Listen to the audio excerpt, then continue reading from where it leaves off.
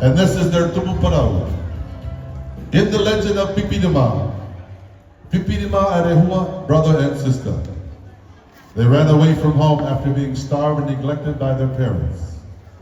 Their parents called out to them to return, but they climbed the tallest mountain, and before the parents can reach them, they are tricked by an evil spirit and carried away in an enormous red kite.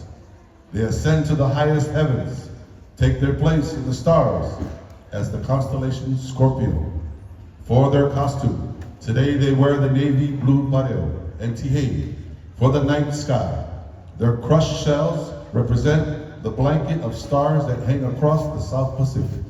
A red kite is added to the headpiece with the designs of the wind that carried them into the sky.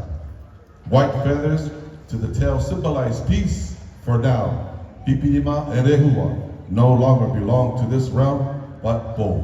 Couples 423.